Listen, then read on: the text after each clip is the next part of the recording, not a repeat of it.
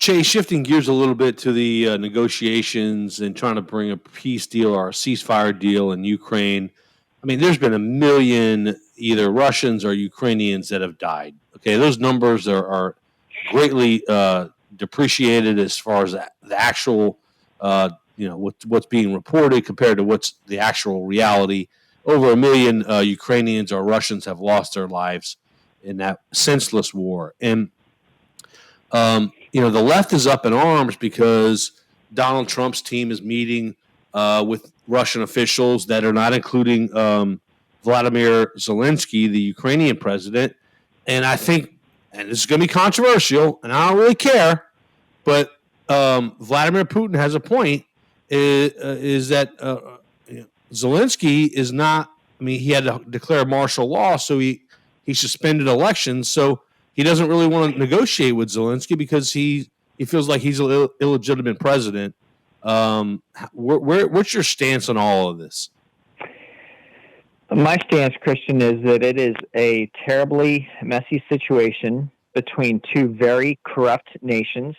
This whole situation between Ukraine and Russia has been framed by mainstreamers as a fight against good and evil. And it is not a fight against good and evil. There is not a clear, righteous cause on either side. Now, with that said, Russia should not have invaded Ukraine, but this is the history of humanity. It's the history of statecraft. It's the history of warfare. Guess what? Nations invade other nations. As my memory recalls, in 2003, this nation invaded Iraq, which was a sovereign nation with what we have come to see historically with really no justification. And a lot of people paid a big price for that. And so anything that draws us closer to concluding that war is a good thing. Russia should not have attacked, but if the left wing wants to be up in arms about these negotiations, the left wing would do well to turn their ire to the former president, Joe Biden, who said, "I will do nothing if Russia marches into Ukraine." If he would have said a minor incursion. Yeah, if he would have said they better not move or America will get involved, things probably would have turned out differently. But he demonstrated weakness. He practically invited this war. He practically invited the war in Gaza. Under President Trump's first term, we had no new wars. Under Joe Biden's single term, we had 2 new wars. And so you have to ask yourself, do I want Russia to gain territory in eastern Ukraine? No, of course not. But do I want people to stop dying? Yes, I want people to stop dying. And at some point you have to ask, what are we willing to do to stop people from dying? And Zelensky really doesn't have a leg to stand on in this.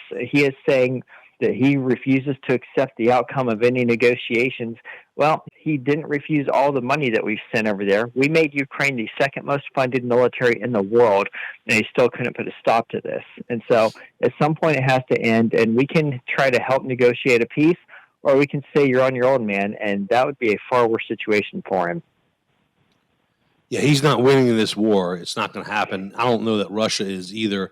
I want to get your thoughts when we come back about Russia's military capabilities, what we've learned over the last 2.5, 3 years in their war with Ukraine, because you served, I served, and we were told a really different story about the Russian capabilities. And so I think that speaks to our intelligence and how off we were. I want to talk about that when we come back, along with a few notes that you sent me as well. Dr. Chase Spears, retired Army major, contributor all over the place, redstate.com, realclearpolitics.com. You can find them all over the web. This is the Kristian Garic Show, making radio great again.